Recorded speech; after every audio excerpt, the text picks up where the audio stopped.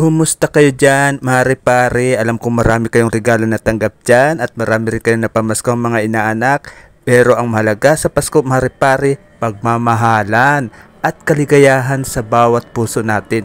Yun ang importante dito sa aral sa Pasko na ito. Pero mare, meron tayong pag-uusapan. Kung aral din na lang ang pag-uusapan natin dito sa ating kwento, meron tayong kapupulotang aral. Ito na nga mare-pare. Ito na nga mga mare-pare. Umpisa na natin. Akin na yung tenga mo. Tenga, tenga, hindi bibig. Ayan. Very good. Alam mo pare, mare, sa labanan ng TBJ at ng Tape Incorporation, meron tayong kapupulutan dito na aral na hindi natin napansin sa tagal ng bangayan ng dalawang batong nag-uumpukan ito, malaking batong nag-uumpukan sa pag-aagawa ng Itbulaga trademark. Okay. Kung napapansin nyo mare, pare, ang Tape Incorporation ay nananatiling nakatayo, ha? At hindi natumba at hindi bumagsak. Sa kabila ng banat ng mga TBG vloggers at banat ni Christopher Min, hindi ito napabagsak ng mga TBG vloggers at ni Christopher Min. At nanatiling umeere sa himpapawid ang Itbulaga ng Tape Incorporation. Ang sabi ng TBG vloggers at ni Christopher Min, magsasara na ang Itbulaga dahil wala ng advertisers na pumapasok. Ang sabi ng mga TBG vloggers, mahina na ang kita ng Tape Incorporation, kaya ang Itbulaga ay magsasara na dahil nagsunuran lahat doon kay TBJ. Pero mare-pare, ang lahat pala ng sinasabi ng TBG vloggers at ni Christopher Min ay kabaliktaran sa mga nangyayari sa loob ng Itbulaga. Sa makatuwid, ang nangyayari sa Itbulaga ay mas lalong marami ang advertisers na pumasok kung kaya't nanatili itong malakas at hindi napatumba at hindi naibagsak ng TBG at ng TBG vloggers at ng Christopher Min. Ngayon, ano ang napansin natin dito? Bakit ganun ang nangyari? At nanatiling malakas, matibay ang Tape Incorporation sa GMA7. Ganito ang aral na matututunan natin mare-pare. Isa lang ang nakikita ko dyan. Ang Tape Incorporation, ang kanilang ginagamit sa laban ay tactical strategy. Opo, mare-pare, tactical strategy. Ang tanong, ano naman yung tactical strategy na yan? Paano naman yan nakatulong? Sige nga. Ayan na nga. Yan ang maraming bagay na hindi natin alam. Tingnan nyo, ang TBG vloggers ay laging nakahanda para banatan ang Tape Incorporation. Si Christopher Min ay laging nakahanda para atakihin at banatan ang Tape Incorporation. Sila Isko Moreno, sila Paulo Contis. Ang lahat ng ito ay nakaplano para mapabagsak at mapatumba ang Tape Incorporation at manghina ang Itbulaga sa GMA7. Pero mare-pare, nanatiling malakas at matibay ang Tape Incorporation. Ano nga ba ang ginamit ng Tape Incorporation? Sabi ko na nga mare-pare, tactical strategy. Pag tactical strategy ang ginagamit ng Tape Incorporation, sila ay nakapokus doon sa operation. Nakapokus sila sa mga sistema kung saan ang magiging malakas ang kanilang laban sa kanilang kompetisyon. Ganito, ang Tape Incorporation ay nakakalap ng mga advertisers. Kung ano man strategy ang ginagamit nila, sila lang nakakaalam, pero ito ang dahilan kung bakit matibay ang Tape Incorporation. Ang Tape Incorporation ay hindi naghahanap ng kakampi. Ang Tape Incorporation ay hindi kampihan strategy ang ginagawa nila.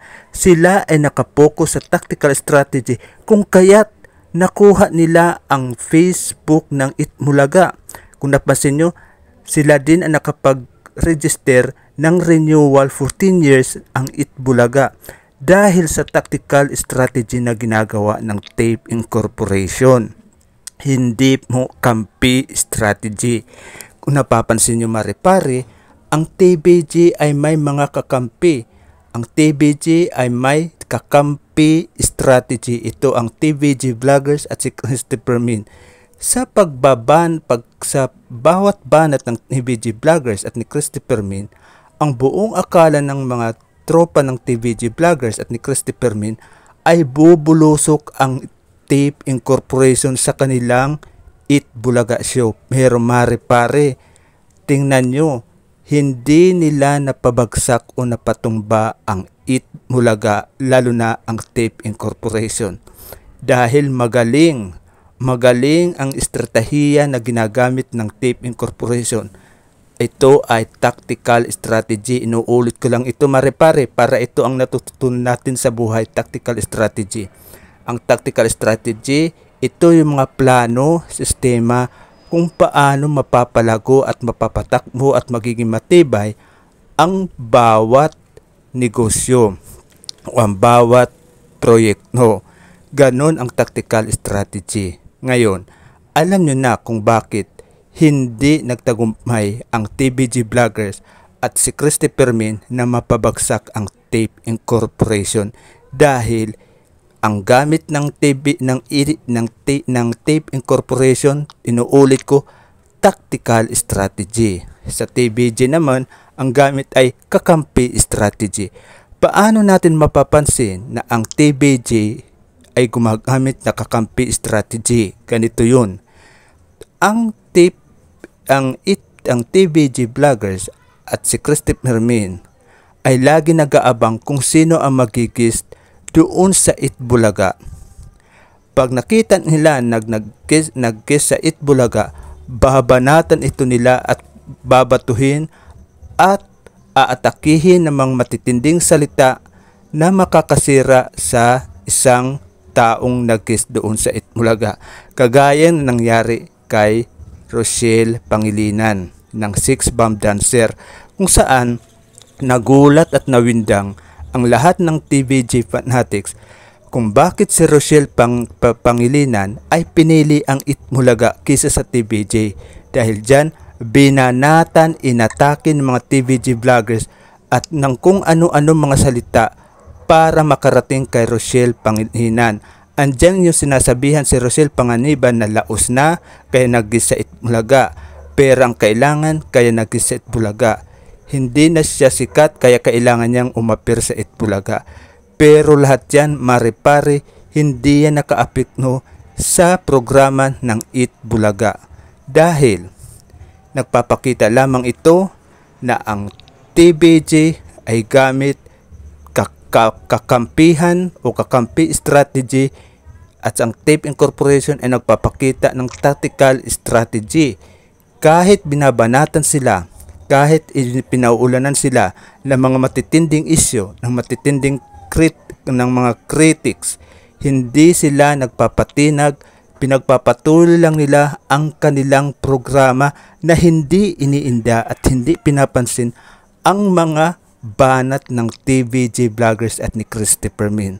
Yan ang tandaan nyo, pare, yan ang natutunan ko habang nanonood ako ng mga issue tungkol sa TVG at ng Tape Incorporation. Tactical strategy ang kailangan natin sa buhay. Kung mahirap ka, bahala ka kung paano ka gagawa ng mga tactical strategy para mag-survive. Hindi ka dapat naghahanap ng awa. Ganun ang natutunan ko sa Tape Incorporation.